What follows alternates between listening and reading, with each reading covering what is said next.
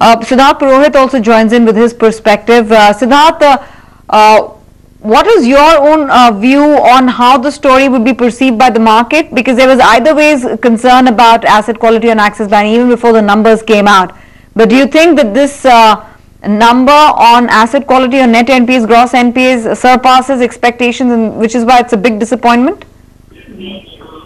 See, if you see the total absolute amount of increase in GNPA, that has definitely gone up. Let us, admit that. But the point here is that there is a sharp reduction in the watch list also. So if you see that almost 7,000 crores of reduction has happened from the watch list.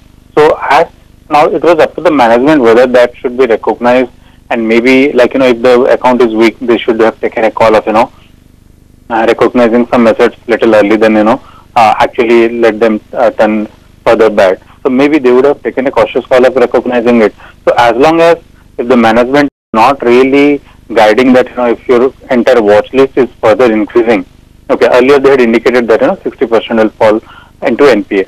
So roughly that works out to close to 12,000 or 13,000 crores of slippages from the watch list itself.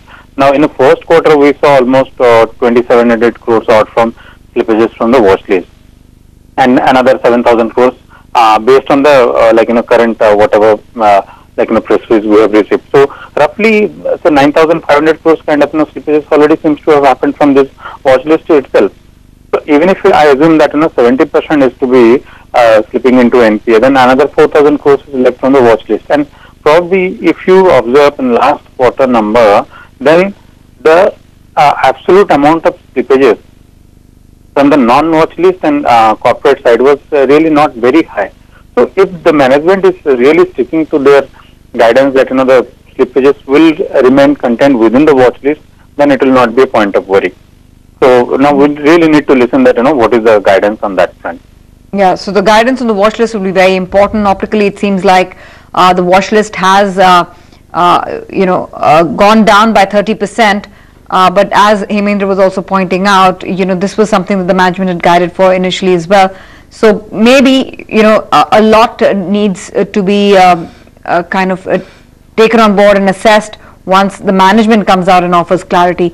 But for now, from the numbers that we've seen on the screen and the internals that Poonam has shared, all our analysts believe that yes, there is some concern on asset quality with the kind of report that they have given out for net NPAs as well as gross NPAs. All our 5 analysts are on the same page on that front.